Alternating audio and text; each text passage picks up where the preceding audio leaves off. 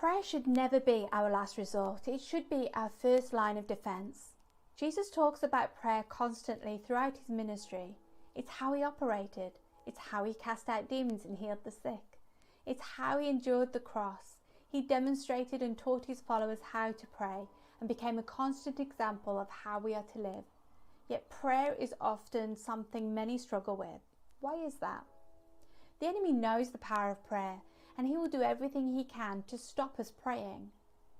I remember listening to an audio book called This Present Darkness, a Christian novel based on the scripture in Ephesians 6, which says, "For we are not contending against flesh and blood, but against the principalities, against the powers, against the world rulers of this present darkness, against the spiritual hosts of wickedness in the heavenly places." The book demonstrates the power of prayer. Even the weakest prayers do damage in the kingdom of darkness.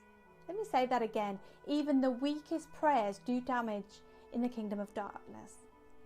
We often give up on prayer when we don't see results, but I want to encourage you to see with the eyes of faith that your prayers are powerful and make a difference in the unseen realm. In the book of Daniel, we read why his prayers were delayed. An angel says, "Don't be afraid, Daniel. God has heard everything that you said ever since the first day you decided to humble yourself in front of your God so that you could learn to understand things. I have come in response to your prayer.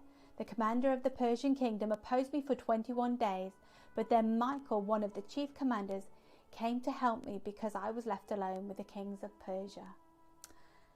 Let us not give up praying, but learn to pray continually as Jesus did. Our prayers can go where we cannot. Our prayers can change situations and bring peace. Our prayers release God's resources. Don't think your prayers don't count or make a difference, because they do. This is a lie the enemy wants you to believe. The Bible talks about our prayers being like incense before God. So keep praying and don't stop.